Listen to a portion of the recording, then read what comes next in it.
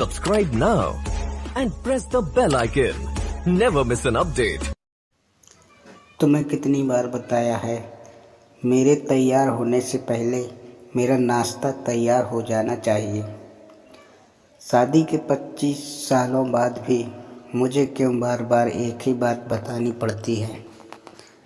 सुमित में क्या है, तुम तो आराम से घर पर रहोगी, मुझे काम पर जाना पड़ता है। तुम हो कि हमेशा बेवकूफ़ों जैसी हरकत करती हो। अगर तुम यह जानबूझकर करती हो तो याद रखना, मुझसे बुरा कोई नहीं होगा। आज भी प्रकाश का पारा चढ़ा हुआ था। इन कटु शब्दों में अपना गुस्सा उतारते हुए गीला तौलिया कुर्सी पर फेंकते हुए प्रकाश गुस्से से सिमी की तरफ देखने लगा। सिमी के लिए प्रकाश का यह बेवजह का गुस्सा कोई नई बात नहीं थी। वह महीने में 3-4 बार ऐसे ही सिमी पर बरस पड़ता था। पहले पहले सिमी उसका विरोध किया करती थी, लेकिन जब कई सालों तक प्रकाश में कोई बदलाव नहीं दिखा तो सिमी ने खुद को ही बदल लिया। अब प्रकाश के कुछ भी कहने से सिमी को कोई फर्क नहीं पड़ता था। प्रकाश की हर बात वो चुपचाप सिर नीचे झुकाए सुन लेती थी। शादी के पहले 5 साल तक सिमी ने पूरी कोशिश की थी प्रकाश को बदला जाए, लेकिन फालतू का गुस्सा करना और बाद में सिमी को भला बुरा कहना, यह मानो जैसे उसकी आदत बन गई थी। कोई भी बात विवाद होता तो प्रकाश सीधा सिमी को बोल देता, अगर मैं तुम्हें अच्छा नहीं लगता तो क्यों नहीं चली जाती अपने मायके, क्यों रहती हो मेरे साथ। इतना सब कुछ होने के बावजूद सिमी प्रकाश के साथ रहती थी, क्योंकि उसे अपनी बेटी की फिक्र थी और वह जाती भी तो कहाँ। अपने बूढ़े हो चुके माँ बाप को इस उम्र में परेशान करना वह नहीं चाहती थी। समाज और लोग क्या कहेंगे, यह भी तो उसे देखना था। वह इतनी पढ़ी लिखी भी तो नहीं थी कि खुद जाकर कोई नौकरी कर सके और अपना और अपनी बेटी का पालन पोषण कर सके।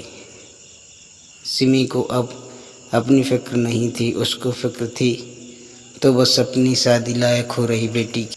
सिमी नहीं चाहती थी कि पति पत्नी की झगड़े की वजह से नव्या डिस्टर्ब हो। नव्या की पढ़ाई पूरी हो चुकी थी, उसके लिए अब शादी के रिश्ते आने लगे थे।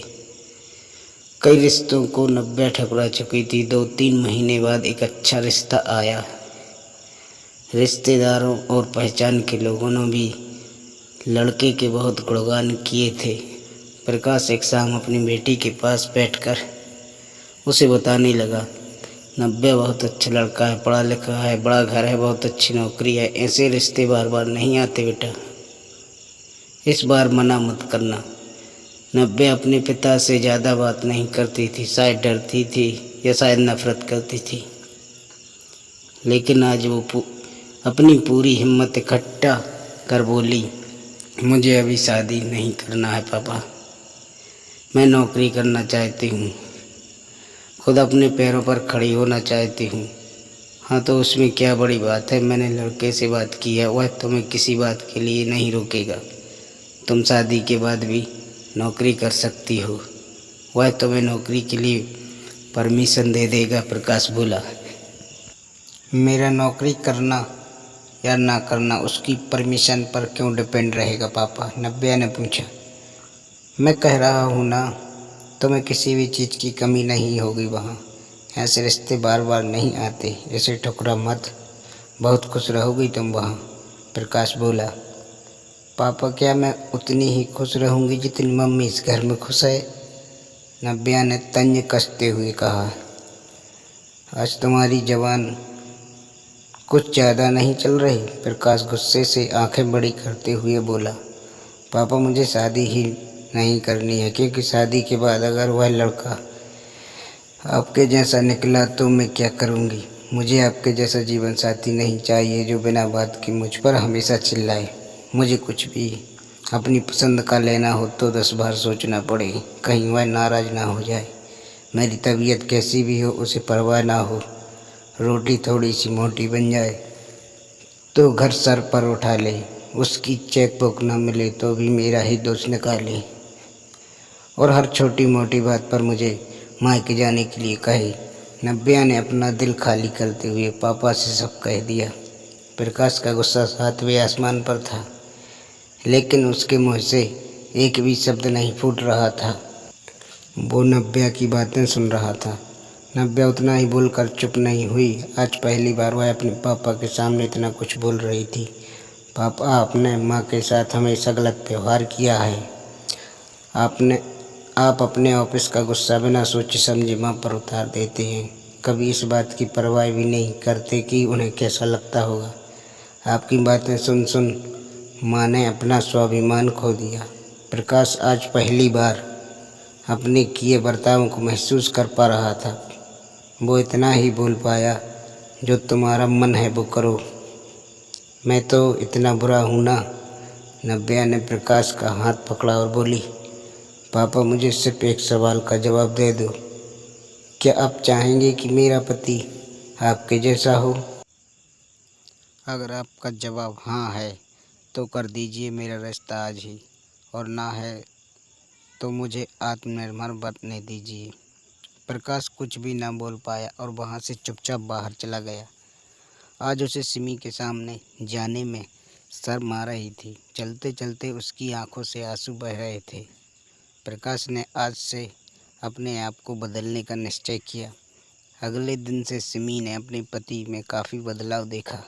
वह सोचने लगी कि जो हिम्मत नव्या ने दिखाई है, वह हिम्मत अगर मैं पहले ही दिखा देती तो शायद आज परिस्थिति कुछ और होती। अब नव्या पढ़ लिख कर अच्छी नौकरी करने लगी थी और 3 साल बाद उसके लिए एक अच्छा रिश्ता आया। और उसकी विदाई पर प्रकाश बोला, बेटा तू हमेशा खुश रहेगी, क्योंकि तेरा पति तेरे बाप जैसा नहीं है। प्रकाश की यह बात सुनकर सिमी और नव्या की आंखों से आंसू बहने लगे।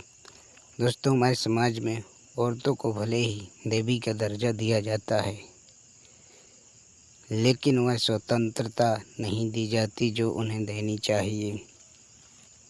उन्हें बचपन से ही बताया जाता है कि वह पराया धन है। स्कूल से आने में देर हो जाए तो पिटाई मिलती है।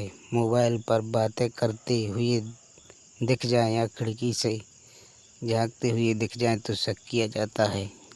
माँ बाप का घर तुम्हारा नहीं है, पति का घर ही तुम्हारा घर है। जीवन भर यह बातें बता कर उन्हें ससुराल भेज दिया जाता है, और एक दिन किसी छोटे मोटे झगड़े में ससुराल वालों से उन्हें सुनना पड़ता है कि इस घर को छोड़ दो और मायके चली जाओ। अब आप ही बताओ दोस्तों, ऐसी स्त्रियों का सच्चा घर कौन सा? आखिरकार वह किस घर को अपना कहें? हमेशा की तरह पूरी कहानी पढ़ने के लिए आपको धन्यवाद दोस्तों। उम्मीद है यह कहानी आपके दिल को छू गई होगी।